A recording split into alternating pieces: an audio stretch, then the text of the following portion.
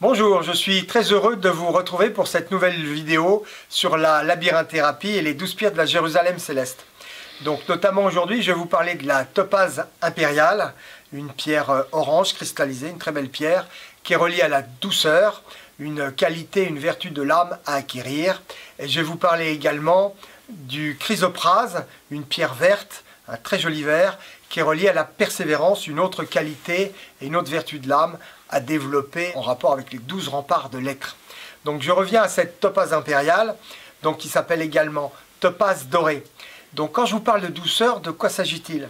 Bien souvent on n'est pas très délicat avec nous-mêmes, donc cette pierre nous permet, quand on la positionne au niveau du cœur, quand on a une blessure, quand on est insatisfait de nous-mêmes, quand on s'en veut d'avoir échoué sur quelque chose. En réalité, un échec d'ailleurs n'est pas un échec, c'est toujours une capacité à aller vers une réussite. Il faut bien s'essayer, donc c'est un essai vers la réussite.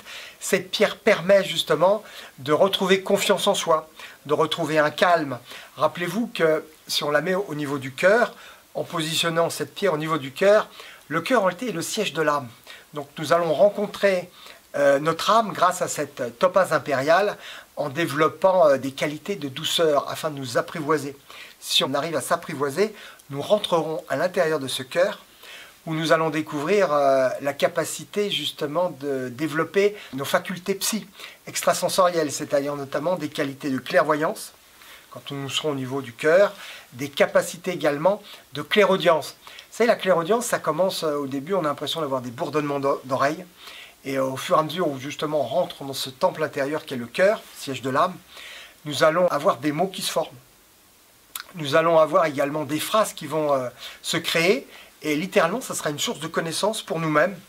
Platon disait « Homme, connais-toi toi-même et tu connaîtras l'univers », mais on connaît un peu moins le microcosme. Ce qui est en haut est en bas, ce qui est en dehors est au dedans. Donc pour comprendre l'extérieur, nous allons rentrer à l'intérieur de nous-mêmes et nous connaîtrons l'univers, mais surtout nous nous connaîtrons mieux nous-mêmes. Et surtout, nous allons développer des facultés de connaissance, c'est-à-dire des connaissances sur nous-mêmes pour acquérir des plus grandes qualités, une plus grande patience, une plus grande générosité, des qualités d'âme qui sont essentielles pour avancer dans le monde dans lequel nous vivons. Voilà en ce qui concerne la topaze impériale.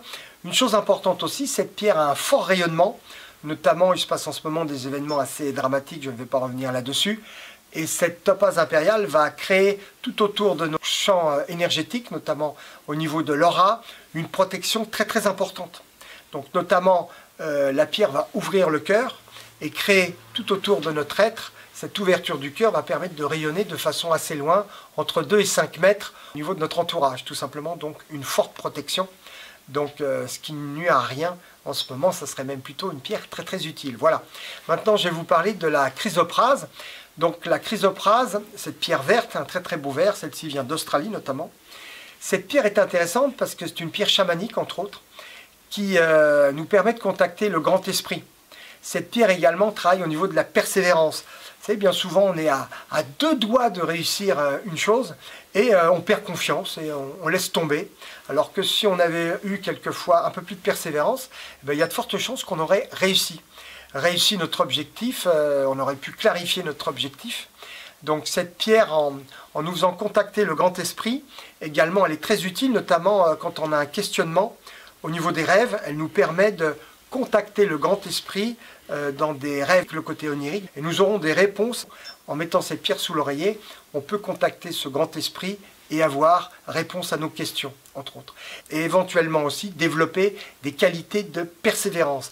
Également, il a été dit, frappez à la porte du Père, il vous ouvrira. Donc le persévère, en frappant à sa porte, si on fait une demande claire et nette, le Père nous ouvrira la porte. Donc, et répondra à nos questions. Voilà en ce qui concerne la chrysoprase. Elle permet aussi, c'est une pierre également, c'est la pierre de la famille. C'est-à-dire que si vous avez des dissensions dans votre famille, des difficultés avec des membres de votre famille, elle permet une plus grande cohésion.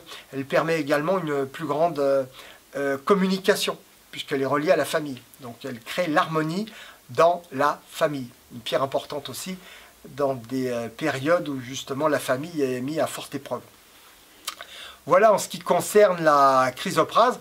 On peut la travailler au niveau du verbe également, au niveau de la gorge, au niveau du cœur.